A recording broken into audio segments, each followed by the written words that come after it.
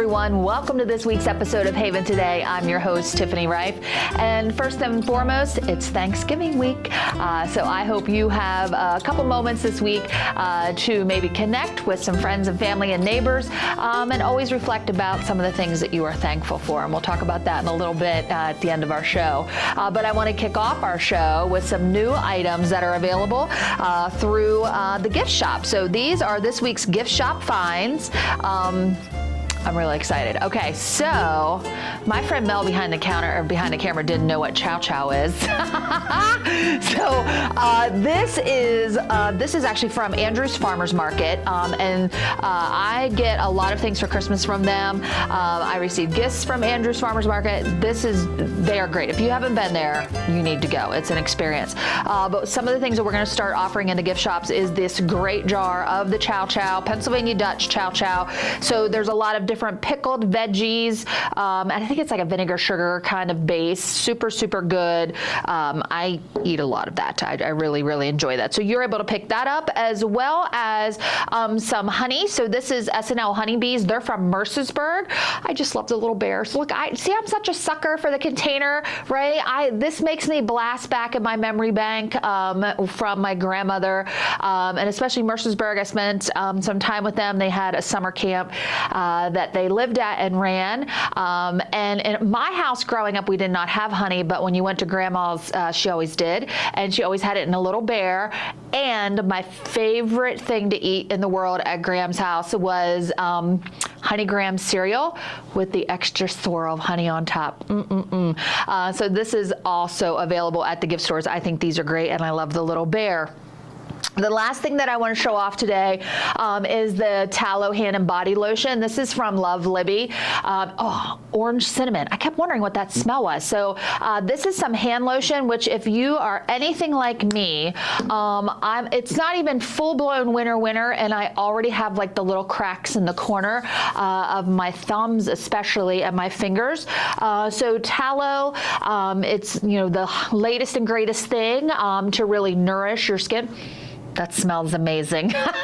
That smells really good. So you can purchase that as well. This Love Libby, I'm actually using some of their soap right now in my shower. I really, really enjoy it as well. So don't forget, you can get this. What a great little size to give out as a gift. My hands really needed that, and they feel great, and it smells wonderful. Did I tell you what the scent is? Orange cinnamon. Fabulous. So check those out. Made in Lancaster County, this is the Tallow Goat Milk Lotion. Provides deep hydration and help restore the skin's moisture barrier, making it beneficial for dry and irritated skin, like my thumbs right here. It's also rich in essential fatty acids and vitamins that nourish and protect the skin, promoting overall skin health. There's scented and unscented options available. So if you're not like me, I love all the smelly stuff, but if maybe you're sensitive to that, or maybe you have a signature perfume, so you don't want to add another layer of fragrance, you can enjoy that as well. So scented and unscented is available. So this is this week's gift shop finds: chow chow, honey, and amazing hand lotion. I'm really glad I did that. I should have did that earlier. My hands feel great. So Andrew's Farmers Market, like I said, you can get this at the Village Square and the Chambers Point store. And they have pickle beets are on the way. I love those. Isn't it crazy? As a child, there were certain foods I did not care for. I did not care for baked beans. I did not care for red beets. I hated cantaloupe and watermelon. I eat all those things now, and I love them and crave them. So be on the lookout for pickle beets as well. All right. And I am not ashamed to say that I completely missed out on the whole Mental Haven Auxiliary fundraiser with the whoopie pies. They got wiped out at the Village store, and then I quick ran over to Chambers Point, to the Chambers Point store, thinking that, of course they would have at least one there for me. Denied. My friend Ethel was behind the counter, and I said, hey, I'm looking for the whoopie pies. Missed it by 20 minutes. I know I didn't need one, but I wanted to support the auxiliary and, enjoy a whoopie pie as well. So hopefully that somebody gives that CPR and brings it back, as I didn't even get to enjoy one. And so let's flip gears. So, oh my gosh, the holidays. I was busy this weekend measuring. I'm going to go on a wild rampage this year for Christmas decorating, and I want to get a lot of the live rope wreath, like the live, what's that called? Greens, garland stuff. I don't know what it's called, but I love the look of it. So I was measuring around my archways and door jambs and things at my house, so I can go and put little hooks up, because that's just my wild, crazy idea. But now that I read this, I really should let Meadowhaven at Home do it, because Lord knows I probably won't get it done until December 24th. So Meadowhaven at Home, allow them to deck your halls if you are getting in the mood for Christmas. We are getting in the mood for Christmas around here at Meadowhaven for sure. Meadowhaven at Home is now offering decorating services for the holiday season. Enroll today by calling 717-709-4550. Here's the beauty. They put them up and they take them down. I'm super motivated to get things up, but man, when it gets to January and I got to take it all down, I push it off. So please, if you are interested, allow Meadowhaven at Home to help you get ready for the holidays as well. All right, grab your calendars. Let's look at some upcoming events and happenings here at Meadowhaven. Monday, December the 1st, Sounds of the Seasons with Zupe, one of the area's top entertainers, 4 p.m. in the event center at the Life Center. So Zupe will be here 4 p.m. I know he always brings a huge crowd of people in, so come on out for that. That's Monday, December the 1st. Tuesday, December the 2nd, Coffee and Conversation, of course, 9:30 at 1421 at Chambers Point, 1 p.m. in the Event Center at the Life Center, and 3 p.m. at Chestnut Landing at Northgate. And then Wednesday, December the 3rd, a lecture on Christmas traditions. That's at 2 p.m. in the Event Center at the Life Center as well. All right, this week's lunch specials at the Cypress Cafe at Northgate. Wednesday, eggplant Parmesan sandwich served with your choice of side. Thursday, the cafe is closed, so Cypress Cafe is closed, of course, because we're having our big, huge, humongous Thanksgiving Day meal. Friday, because you didn't have enough of turkey, bacon, cheddar ranch. Turkey, bacon, cheddar ranch wrap with your choice of a side. And then Saturday, a chili cheese hot dog with your choice of sides. And so this is a reminder, because it is Thanksgiving this week. Chestnut Landing will be closed for dinner service the evening of Wednesday, November 26th. So no coming for dinner Wednesday night at Chestnut Landing. That's for our team, of course, to allow, prep, of course, because it's huge.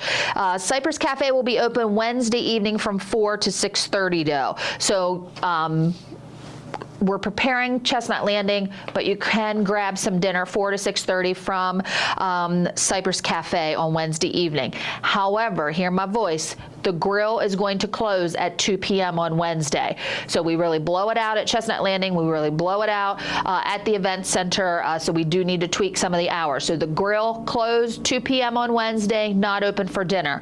Chestnut Landing, not open for the evening dinner, but you can grab something from Cypress Cafe Wednesday evening as well. Okay. My favorite part of the show. Okay. Photos of the week. You remember Shani sent us in this picture of what is this fruit? And I put out the call to everyone to ask what the heck it is. And I got so much information back. So many people reached out to me. It's awesome. And so these are called, are you ready? Monkey balls. So actually, legitimately, they are, and I'm not sure how to pronounce this, if it's the Osage orange tree, Osage. So I'm just sounding it out. I could be totally butchering that. Some people call them monkey balls. Our friend Sue Ross over at Chambers Point, she kicked back to me and said, when I'm on my walk, we call them brain fruit because these lumpy, bumpy little spheres look like little brains to us. It's also known as a hedge apple tree. Lots of folks reached out to me, sent me emails, so it's inedible. You cannot eat the fruit. A lot of folks take all those fruits and put them in bowls, and it's used as decoration. And I believe several of you reached out and told me that this tree originated like a lot south, like in the southern states, and has migrated north. So the fruit, large green bumpy sphere, 3 to 6 inches in diameter. It's filled with a sticky white latex when cut. Don't eat it. It's gross. Despite the name, it is not related to an orange. It is a member of the mulberry family. And we do believe it's southwestern U.S. The Osage orange tree was planted in hedgerows across the Midwest to create natural fences. What else? Can be found growing wildly across most of the continental U.S. and parts of Canada. They're used for decorations. You can't eat them. Squirrels will eat the seeds inside the fruit. Okay, so this is hilarious. So, who sent this to me? Sandy? I can't remember who sent. Somebody, was it Sandy or Marie? One of you guys. Marie, thank you, sent me this interesting, I completely blanked out.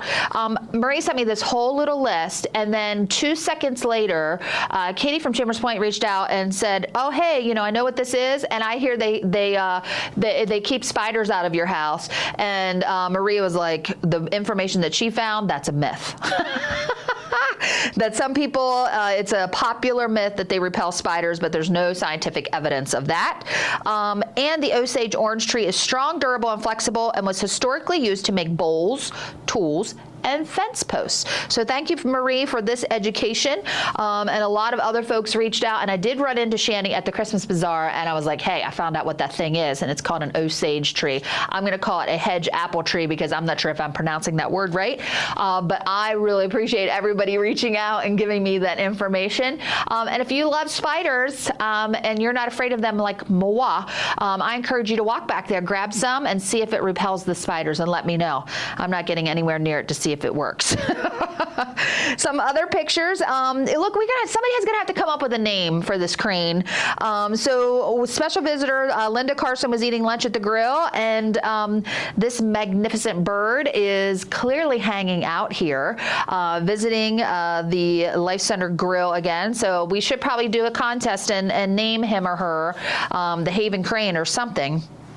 I got this awesome shot from the folks at the memory home. Isn't this gorgeous? So this is a train trip that's on the Gettysburg Rail, and I don't know if you can see it real well from the picture, but they have a lot of garland and things hung for Christmas. That train looks amazing. And then Ed Good sent in this shot. So they were in Spartansburg, South Carolina, and this is my happy place. Reminded him of Menno Haven, of course. That's one of our slogans, and I'm glad that second he saw this, he reflected on his home here at Menno Haven.